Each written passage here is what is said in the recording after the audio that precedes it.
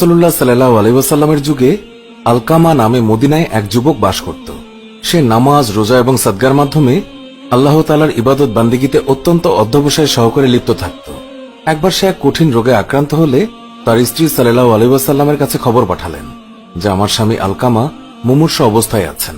হে রাসূল, আমি আপনাকে তার অবস্থা জানানো জরুরি মনে করছি। রাসূলুল্লাহ সাল্লাল্লাহু আলাইহি ওয়াসাল্লাম তৎক্ষণাৎ হযরত আম্মার, শুআইব ও বিলাল রাদিয়াল্লাহু তাআলাকে তার কাছে পাঠালেন। তাদেরকে বলে দিলেন যে তোমরা তার কাছে গিয়ে তাকে কালেমায়ে শাহাদাত পড়াও। তারা গিয়ে দেখলেন আলকামা মুমূর্ষ অবস্থায় আছে, আর তাই তারা তাকে লা ইলাহা ইল্লাল্লাহু পড়াতে চেষ্টা করতে লাগলেন, কিন্তু সে কোনো মতে কালেমা উচ্চারণ করতে পারছিল না। তারা রাসূলুল্লাহ সাল্লাল্লাহু আলাইহি ওয়াসাল্লামের কাছে খবর পাঠালেন যে আলকামার মুখে কালেমা উচ্চারিত হচ্ছে না। যে ব্যক্তি এই সংবাদ নিয়ে এসেছিল তার কাছে রাসূলুল্লাহ সাল্লাল্লাহু আলাইহি ওয়াসাল্লাম জিজ্ঞাসা করলেন, আলকামার পিতামাতার মধ্যে কেউ কি জীবিত আছে? সে বলল, হ্যাঁ রাসূল, তার বৃদ্ধা মাতা কেবল জীবিত আছেন।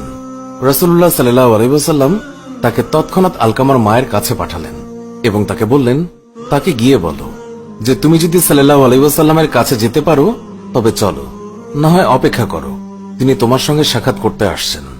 দূত আলকামার মায়ের কাছে উপস্থিত হয়ে রাসূলুল্লাহ সাল্লাল্লাহু আলাইহি ওয়াসাল্লামের কাছে যা বললেন তা জানালে আলকামার মা বললেন, রাসূলুল্লাহ সাল্লাল্লাহু আলাইহি ওয়াসাল্লামের জন্য আমার প্রাণ উৎসর্গ হোক, তার কাছে বরং আমিই যাব। বৃদ্ধা লাঠিতে ভর দিয়ে রাসূলের কাছে এসে সালাম জানালেন। রাসূলুল্লাহ সাল্লাল্লাহু আলাইহি ওয়াসাল্লাম সালামের জবাব দিয়ে বললেন, ওহে আলকামার মা, আমাকে আপনি সত্য কথা বলবেন, আর যদি মিথ্যে বলেন তবে আল্লাহর কাছ থেকে আমার কাছে ওহী আসবে। বলুন তো, আপনার ছেলে আলকামার স্বভাব চরিত্র কেমন ছিল? বৃদ্ধা বললেন, হে আল্লাহর রাসূল, সে প্রচুর পরিমাণে নামাজ, রোজা এবং সাদকা আদায় করত। রাসূলুল্লাহ সাল্লাল্লাহু আলাইহি ওয়াসাল্লাম বললেন, তার প্রতি আপনার মনোভাব কি? বৃদ্ধা বললেন, হে আল্লাহর রাসূল, আমি তার প্রতি অসন্তুষ্ট। রাসূল বললেন, কেন?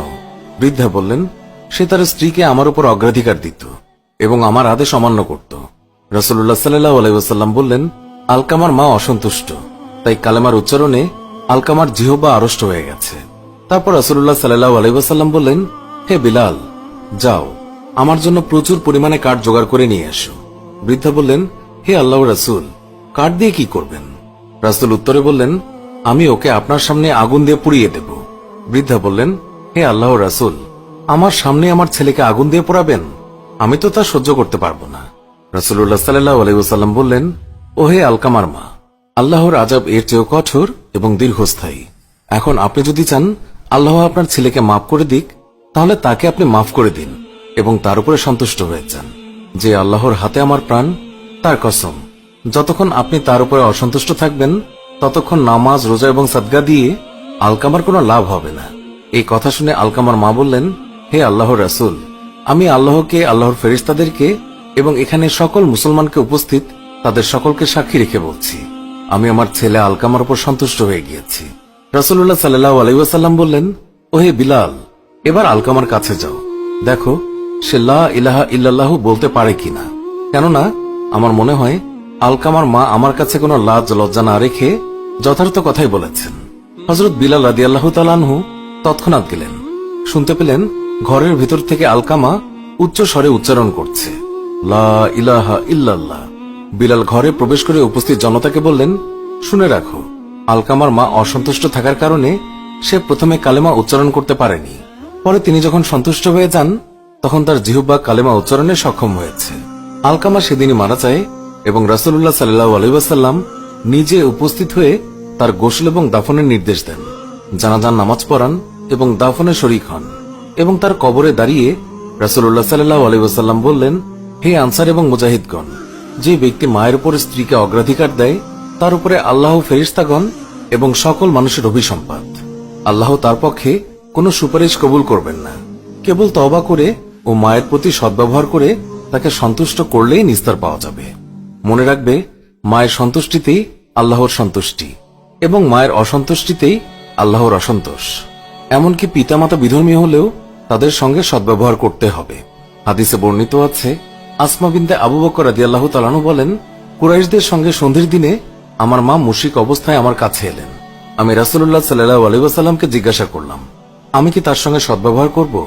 রাসূলুল্লাহ সাল্লাল্লাহু আলাইহি ওয়াসাল্লাম বললেন, হ্যাঁ, সদ্ব্যবহার করো। হযরত আবু উমামা রাদিয়াল্লাহু তাআলা আনহু বর্ণনা করেছেন, এক ব্যক্তি রাসূলুল্লাহ সাল্লাল্লাহু আলাইহি ওয়াসাল্লামকে তিনি জিজ্ঞাসা করলেন, সন্তানের উপরে পিতামাতার হক কি? উত্তরে বিশ্বনবী বললেন, তারা উভয়ই তোমার জান্নাত এবং জাহান্নাম। অর্থাৎ যারা পিতামাতার প্রতি যথাযথ দায়িত্ব পালন করবে তারা সফল কাম হবে, আর যারা অবাধ্যতায় লিপ্ত হবে তাদের জন্য লাঞ্ছনা। আমাদের সবার উচিত পিতা মাতার সেবায় নিয়োজিত থাকা, তাদের জন্য সবসময় দোয়া করা। সুপ্রিয় দর্শক, এর সাথেই শেষ হচ্ছে এখনকার ভিডিওটি ভালো লাগলে লাইক দিন, আপনার প্রিয়জনদের মাঝে শেয়ার করুন।